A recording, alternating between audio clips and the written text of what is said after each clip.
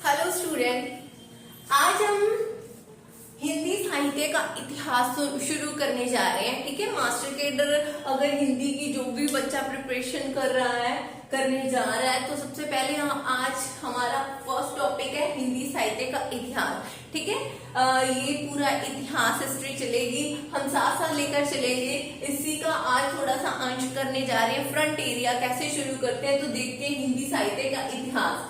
इतिहास का संबंध अतीत की वास्तविक और यथार्थ घटनाओं से। ये मैं लाइनें इसलिए लिख रही हूँ क्योंकि यहीं से ऑप्शन भी बनते हैं। जैसे मान लो ये दे दिया, इतिहास का संबंध किन घटनाओं पर आधारित है? अतीत की वास्तविक और यथार्थ घटनाओं पर, अतीत के पुराने जो भी तथ्य हैं उनके आधार पर। ऐसे चार ऑप्शन बना दिए जाएंगे। ठीक है, तो डिटो में क्या लिखना है? इतिहास का संबंध किससे है?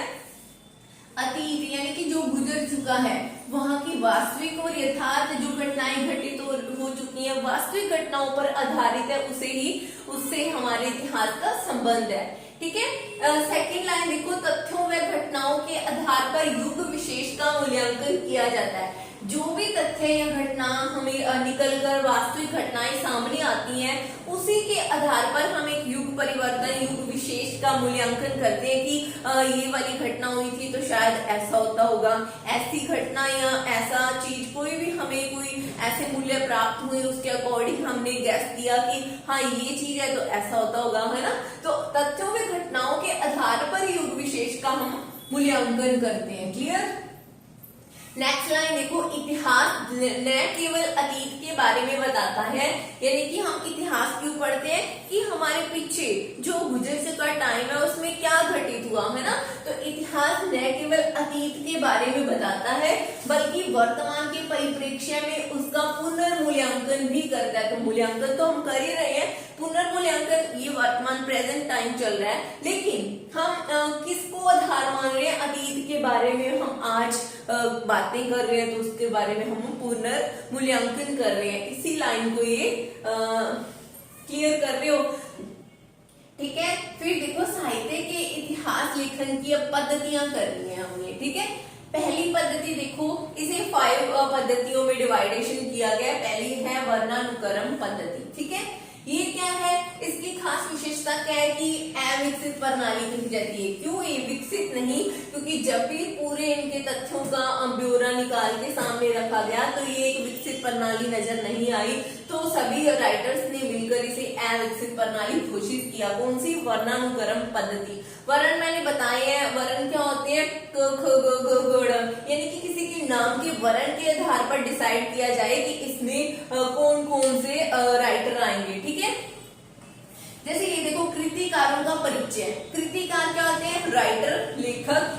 ठीक है, रचनाकार। उनका परिचय आप जानते हो, इंट्रोडक्शन वर्णमाला के अक्षर क्रम से दिया जाता है।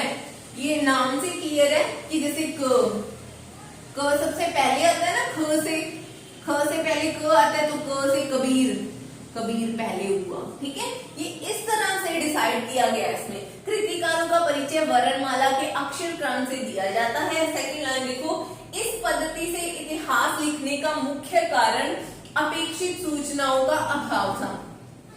ठीक है, ये अविकसित प्रणाली क्यों कही गई? क्योंकि इस पद्धति में जो इतिहास लिखने का मुख्य कारण है, जो वो मुख्य सूचनाएं थी वो हमें प्राप्त नहीं हुई, उनका अभाव नजर आया, तो ये क्या कही गई?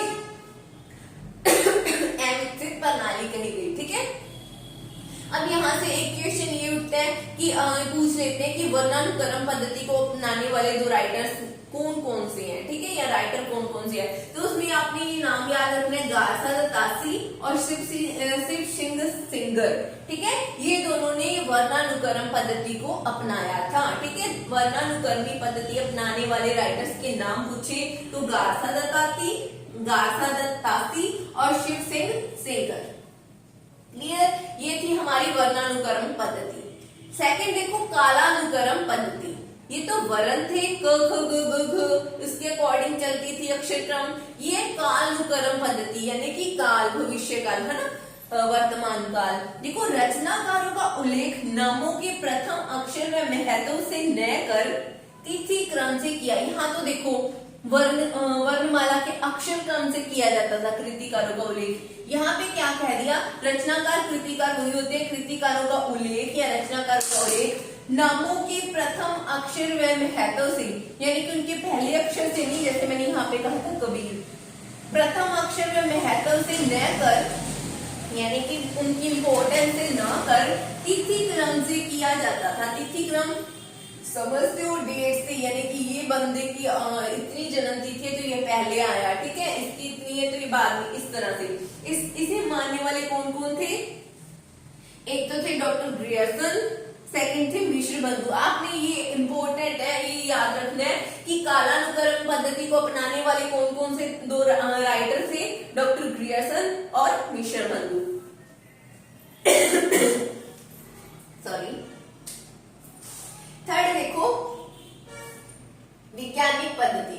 वैज्ञानिक पद्धति देखो, इस पद्धति में शोध द्वारा तथ्यों को वैज्ञानिक वो क्रमबद्ध तरीके से प्रस्तुत किया जाता है। नाम से क्लियर वैज्ञानिक पद्धति है, तो इसमें तो शोध की गई है ना, वैज्ञानिक तरीके से शोध हुए, फिर एक तय किया गया, एक हमें एक डिसीजन पर पहुंचे, उसे प्रस्तुत किया गया, ठीक है, वैज्ञानिक पद्धति को। इस बहुत सारे शोध किए गए, जैसे विज्ञान में होते हैं ना, तो यहाँ पे ये याद रखना है कि इस पद्धति में शोध द्वारा तथ्यों को वैज्ञानिक व क्रमबद्ध, ठीक है, line to line, line wise तरीके से प्रस्तुत किया जाता है। जो चीज पहले हुई फिर उसके बाद हुई, उसका क्रम था।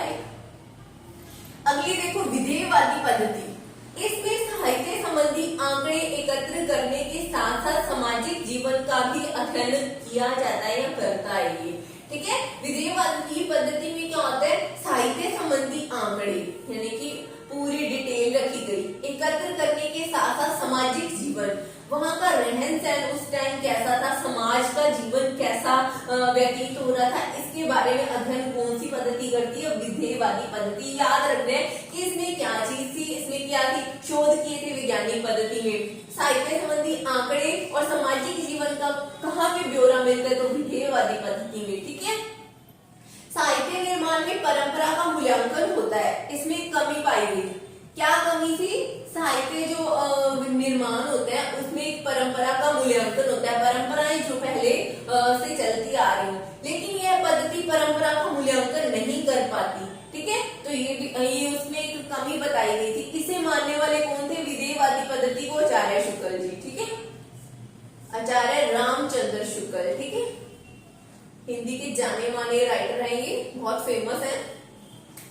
लास्ट देखो, समाज शास्त्रीय पद्धति। समाज शास्त्रीय पद्धति में क्या होता है, ये पद्धति मार्क्सवाद द्वंद्वात्मक भौतिकवाद पर आधारित है। मार्क्सवादी जानते हो, मार्क्सवाद को मानने वाले और द्वंद्व घटनाओं में, लड़ाई झगड़ा या कोई भी दो द्वंद्व में उलझने वाले भौतिकवाद पर आधारित है।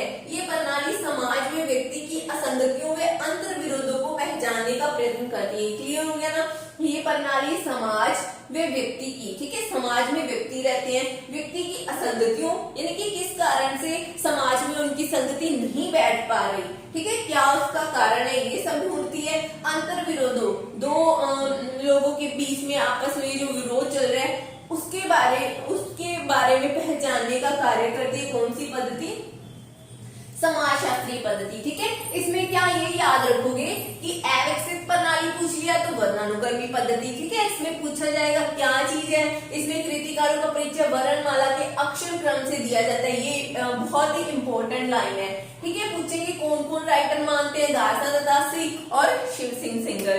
इसमें क्या पूछेगा, काल को ध्यान रखा जाता है, रचनाकारों को लेख नामों के प्रथम अक्षर में महत्व से न कर तिथि क्रम यानी कि काल क्रम के अकॉर्डिंग किया जाता है। इसे मानने वाले कौन थे, डॉक्टर ग्रियर्सन और मिश्र बंधु।